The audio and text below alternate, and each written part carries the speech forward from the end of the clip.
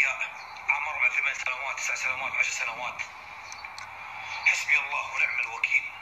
لا تدخلون السفير الاثيوبي ولا السفير الغاني والله بعد واسطات ويحطون بالسجن ولا مؤبد وتخفيف وتردون ديرتهم. لا، نبيهم يحترقون.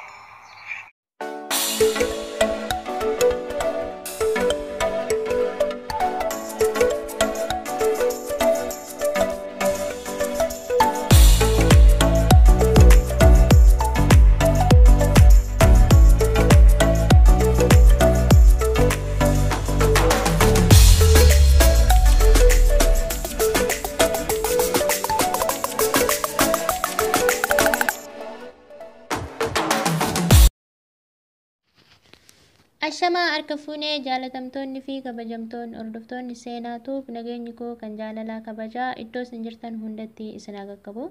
Haadallee viidiyoo biraatiin olitti deebinee jirra. Viidiyoon adda qabadde isinii dee viidiyoo tana kaleessa illee gadi isiniin dhiisan ture. Viidiyoo kaleessa gadi isinii dhiise irratti irra caaliin keessan qirreetaa qabdanii yaani nama tokko yoo yaadde gaarii yoo hojjette badaadha si deebi'a natti fakkaata jechuudha yeroo ammaa kana keessatti. Koomentii waan hin taane barreessuu dhiistanii osoo kadhannaadhaan wal bira dhaabbattanii baay'ee natti tola jechuudha. Ani kanan isiniin biraan gahee Kuwait keessatti wanni akkanaa uumamee jira. Manni gubatee jira. Ijoollee 8 keessa gubatanii lubbuun isaanii darbee jira. Warra achi keessa jirtan of eegaa. Sarraatanyaan takka achi keessa jirti. Sarraatanyaatu akkas godhee ibiddu kun sababa wayiitiin ka'ee waan irraa hin beekneef garuu rakkoon akkanaa kun ka'ee jira. Of eegadha kanan isin biraan gahe. Kun soba jettanii kun maal jettanii aaraa ani dhugaan isin hin jedha nama foo yaadan yeroo ammaa kana keessa nama foo yaadan namni yaadaati gaarii yaaddu san badaadha si deebisa. Ani isin akka miidhamtanii miti akka isin miidhamtanii fi miti kanan isin biraan gahe rakkoo Kuwait keessatti ka'ee sababa saniin sarraatanyoon achi keessa hojjetan lammiin Itoophiyaa baay'ee jeequmsa irra jiran akka isin yookaan biyya biraa teessanii haasoftan kanaa miti dubbiin kan baay'eedha. Lubbuu nama 8 jechuu dhiisati mannu yoo akkasuma nu gubate hagam akka nama aarsu hagam akka nama gubeeka. Lubbuu ijoollee urmiidhaan takkaan lamaan akkasitti wal taran keessattuu kan baay'ee nama mararu ishee macarrashaa ji'a 8 baay'ee ijoollee xixiqqoodha. Kunniin mana keessa lubbuun nama 8 darbe jechuun baay'ee ulfaata. Lubbuun nama qoosa miti kamuu ta'e jechuudha. Rabbillee waan hin jaalanne cubbuu sinaasee naannugaan isin hin jedhamu. Waan ani irraa hin beekne fi ijoolleen kan hojjettu Gaanaa fi Itoophiyaan jirti. Sila manni kan rakkoon keessatti uumame san sila Itoophiyaan jirtuufu Itoophiyaa san takkas godhe moo Gaanaa takkas godhe waan ani irraa hin beekne rakkoon akkanaa kun ga'e akka of fayyadaniif malee waan biraatiif miti. Faallaa namatti as deebistan dhugaa isin jedha rabbi isin haa qajeelchu. Waan hundayyuu kan fidu rabbuma.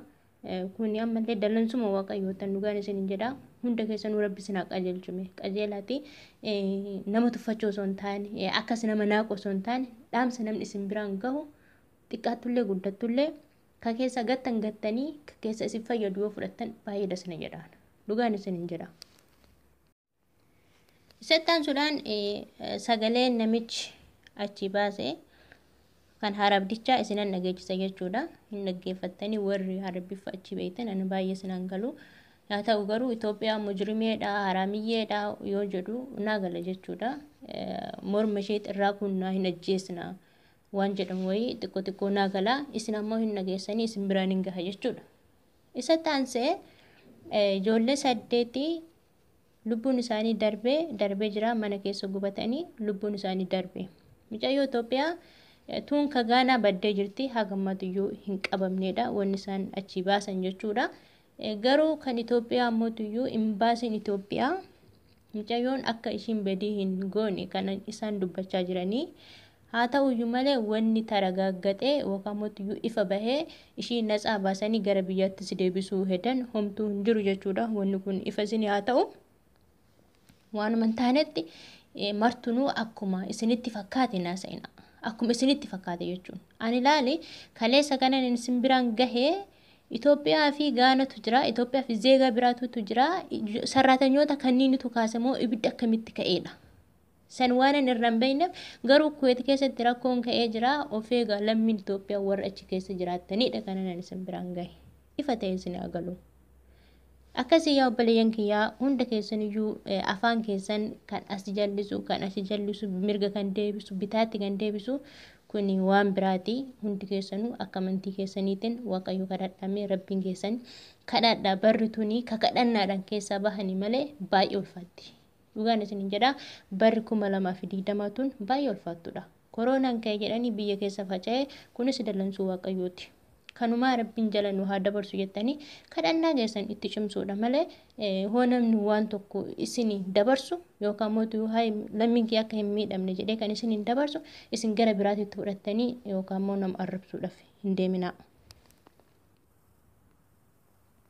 حسبي الله ونعم الوكيل. يا رب يا رب الخدامات الثنتين الأثيوبية والغانية اللي من غانا يا رب نشوف عذابهم نشوف عيننا يوم يحترقون بالدنيا قبل الآخرة. يا رب ينعدمون. يا حكومة الكويت يا الداخلية يا محكمة الكويت نبي نشوف رقبتهم تنمصع هالأثيوبية والغانية اللي حرقوا عيالنا اللي حرقوا أطفال أبرياء عمرهم 8 سنوات 9 سنوات 10 سنوات.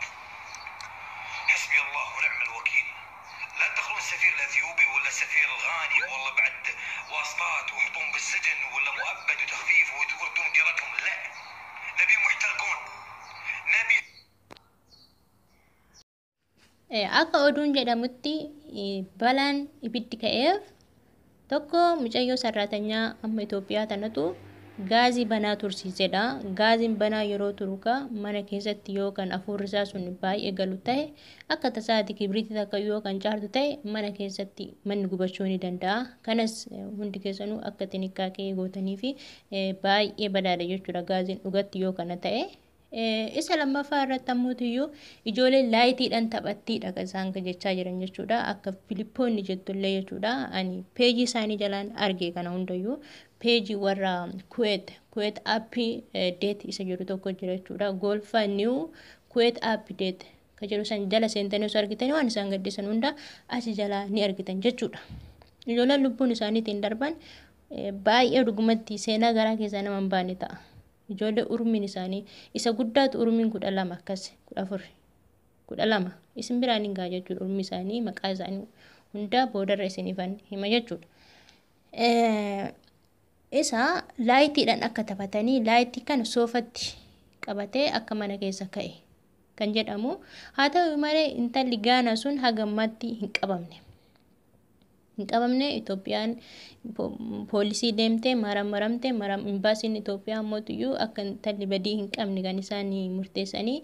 Haa ta'u malee intala tanaa natsaatti baate jedhanii wanni isaan mirkaneeffatan hin jiru jechuudha. Haasa'aatumaan jiranii akkuma harabdicha irraa dhageessanittis baay'ee fokkoraarra jiru jechuudha.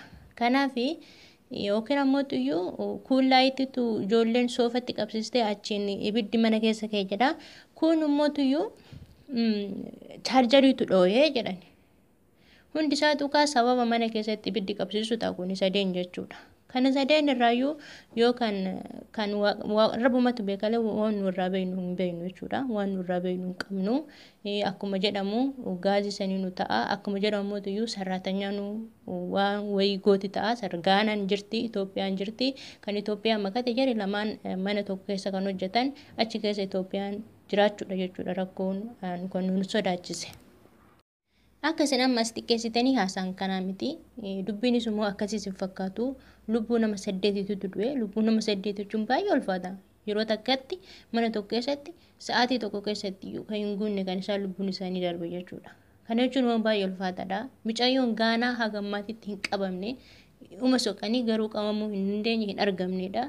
Itoophiyaa tana bichaadha.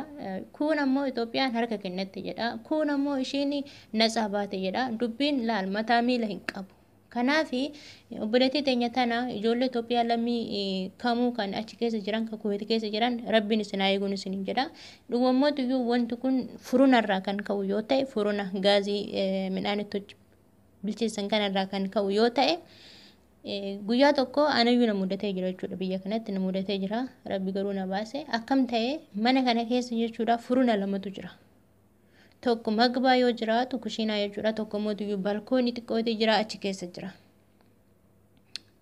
Guyyaa tokko gaxariidha ol dhufee tanan kibbee isa jedhamu tokko hin beeytanii kibbee siniyyeedhaan furuna keessa kaa'ee yeroo osoo inni hin bilchaatin gaaziin bade.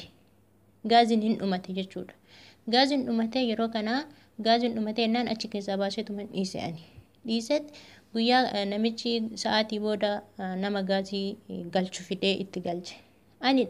Anammoo herga inni badee deebi'ee furnicha san hin cufne. Sila duraan gaaziin badeefu jechuudha. Homtu sila gaazii kana namichi sanaan hin cufne maal jedhee tokko ishii hafuurri natti hin dhufa baay'ee sanatti hin beeksisu ana. Maskootiin marti isaa immoo cuccufamaadha yeroon baay'ee qorra rooba waan ta'eef.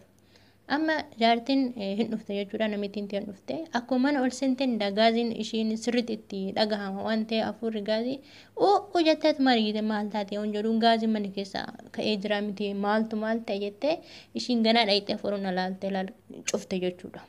Osoo gizee san kibriitii wayii yookaan immoo tuyyuu wantoota akka laayitii kana kan qabsiisu ta'e dhaqeetti mana keessa facaa jechuudha. Manni hunduu hin gubataa rakkoo akkanaa kanas akka fayyadaan akkasuma ijoollee xixiqqoo laayitii fuuldura isaaniitti yoo kan argamu ta'e fuutanii akka jalaa dhoksitan isiniin jedha. Irra caalii yeroo chaarjerii kana tanaan durallee isinitti himee jira chaarjeriin balaa guddaa akka qabu. Obboleettiin teenya Beerut keessatti tokko sababaa kanaan akka duutes isinitti himee jira. Isas moobaayila keessan yoo itti sakkaatan yeroo cuftan hunda isaatu mabiraat irraa bubuqqistanii akka raftanis isinitti himee jira jechuudha. Gorsa namaa fudhachuun baay'ee gaariidha.